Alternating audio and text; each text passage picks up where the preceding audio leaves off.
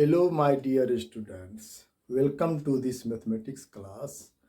Today I am describing you about time and distance of part 2.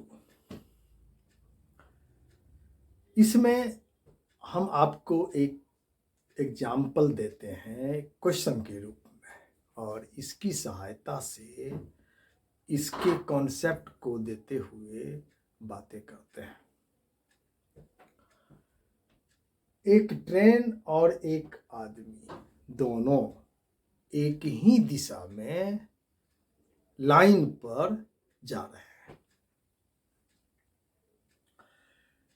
आदमी का speed 3 kilometre per our 3 kilometre per our है और train 33 second में उस आदमी को पार कर जाता है। ट्रेन की लंबाई 300 मीटर है। 300 मीटर पार कर जाने में 33 सेकंड लगता है। तो आपको बताना है कि उस ट्रेन का स्पीड क्या है। जब एक ही दिशा में दो ऑब्जेक्ट ट्रेवल करते हैं तो उनके रिलेटिव स्पीड होते हैं, आपेक्षिक चाल एक दूसरे की अपेक्षा में। तेज निकल जाने वाले में कम वाले को माइनस कर देने से रिलेटिव स्पीड मिलता है। तो फाइनल यही स्पीड प्रभावी होगा जिससे 33 सेकंड में ट्रेन उस आदमी को पार कर जाता है। तो हमने पीछे आपको बताया है 3 केस जिसमें टाइम, डिस्टेंस और स्पीड के बीच जब डिस्टेंस कांस्टेंट होता है तो स्पीड और टाइम के प्रोडक्ट गुणनफल बराबर होते हैं और जब स्पीड और टाइम ये दोनों कांस्टेंट जब हो जाते हैं तो बाकी के दो का भागफल बराबर हो जाता है, डिवीजन बराबर हो जाता है। ये मैंने आपको पीछे पार्ट 1 में बताया है। यहाँ पर टाइम कांस्टेंट है।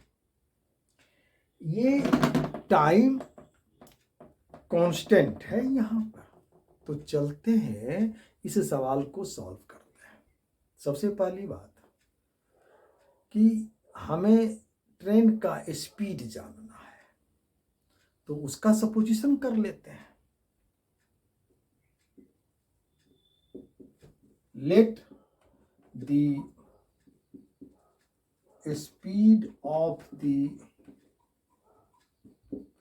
Train be x kilometre per hour. अब ट्रेन और मैन दोनों एक ही डायरेक्शन में है तो फाइनली इनका रिलेटिव स्पीड क्या बनता है। तो relative speed x minus 3 kilometre होगा।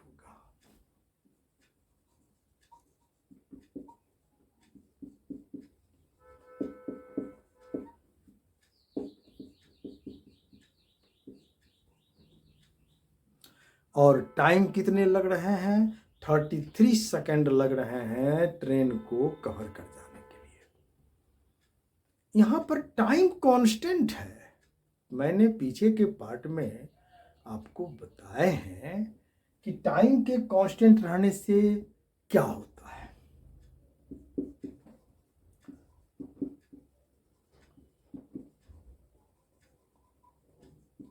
यह time is constant, therefore d1 upon s1 equal to d2 upon s2। ये d1 distance covered by train, s1 speed of time that is relative speed and this very D2 for main and S2 also speed of the man. तो अब ये बातें यहाँ पे हैं, यहाँ क्या क्या चीज उपलब्ध है जरा इस पे ध्यान देने की बात है। ये ट्रेन के लिए है और ये मेन के लिए है, ये मेन के लिए है और ये ट्रेन के लिए है। तो इसके लिए D1 कितना होगा? हमारे ट्रेन की लंबाई के बराबर 300 मीटर अपॉन S1 जो कि रिलेटिव स्पीड है, ये that is x minus 3 kilometre per our and this very D2 तो हमें निकालना होगा। 33 सेकेंड में ट्रेन मेन को क्रॉस करता है और 33 सेकेंड में मेन 3 किलोमीटर पर आवर के स्पीड से चलता है। तो इनके द्वारा डिस्टेंस कितना होने वाला? तो इनके द्वारा जो भी डिस्टेंस होगा उससे जो हमें स्पीड मिलेगा तो वह स्पीड और इनके टाइम दोनों को मल्टीप्लाई करने से डिस्टेंस मिलेगा। तो इनका स्पीड तो S2 है और टाइम कितना है 33 सेकेंड अपॉन इनका स्पीड भी तो S2 है, मतलब वही स्पीड है।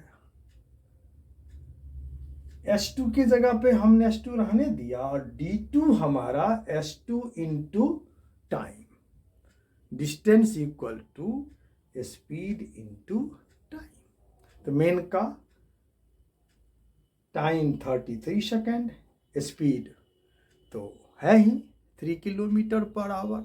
हम वह यहाँ लिखें दोनों सेम हो जाने से वो कैंसिल आउट हो गए, इसलिए हमने इनको नहीं लिखा, ये रहेंगे ही नहीं। चलिए अब जरा सा इसके यूनिट्स पर ध्यान दीजिए, इनके यूनिट्स सेम हो जाएं। ये मीटर में है, ये किलोमीटर पर आवर है और ये सेकेंड में है। हम सबको मीटर और टाइम को सेकंड में चेंज कर देते हैं। ये 300 मीटर और ये इतने किलोमीटर पर आवर को जब आप मीटर पर सेकंड में चेंज करते हैं तो 5/18 से मल्टीप्लाई कर दीजिए तो चेंज हो जाएगा। क्यों कर दें, जरा इस पर विचार कीजिए। 1 किलोमीटर में 1000 मीटर और 1 आवर में 60 इंटू 60 और दैट इज 3600 सेकेंड होता है। तो 1000 अपॉन 3600 को सॉल्व कर दीजिएगा तो आपको 5/18 होगा। मीनिंग ये कि 1 किलोमीटर पर आवर 5/18 मीटर पर सेकेंड के इक्विवेलेंट हो जाता है। तो यहाँ पे हम लिखेंगे x माइनस 3 इंटू 5/18। अब ये हो गया मीटर पर सेकेंड, ये और ये तो कैंसिल ही हो गया, तो 33/1 हो गया। अब हम जब इसको सॉल्व कर दें इस इक्वेशन को तो x का वैल्यू मिल जाएगा और आप आराम से इसे सॉल्व कर सकते हैं। इक्वेशन को सॉल्व करने का जो तरीका है, इस तरीके से आप ज़रा इसको सॉल्व कर दें तो आप पाएंगे कि इस x का वैल्यू आपको आ रहा है 393/11 किलोमीटर पर आवर। इसका मतलब क्या निकला? ये जब सॉल्व कर देंगे तो 35 होल 8/11 किलोमीटर पर आवर होगा। तो यही ट्रेन का स्पीड हो गया। मीनिंग ये कि ये ट्रेन इसी स्पीड से चल रहा है। तो हमको जवाब मिल गया। ध्यान देने की बात है, यह जो जवाब हमें मिला है वह इसके कारण मिला है। मैंने पार्ट फर्स्ट में आपको तीनों केस के बारे में बताया है, उसी केस का आप प्रयोग करते रहेंगे, इस प्रकार के सारे सवाल बनेंगे। बनाने के और भी तरीके हैं, लेकिन ये तरीका आपके लिए आपके कॉन्सेप्ट से मिलता है, जिसे आप आसानी से एक बार याद रखेंगे तो सारे सवाल के लिए प्रयोग होता रहेगा। तो आज ये सवाल, फिर दूसरे इसमें और कुछ टाइप लेके हम आपके सामने उपस्थित होंगे। आपको यदि ये वीडियो अच्छा लगा हो या इस पर कोई बातें जो समझ में नहीं आई हो तो आप कमेंट कर सकते हैं। यदि अच्छा लगे तो लाइक और शेयर करना ना भूलिए।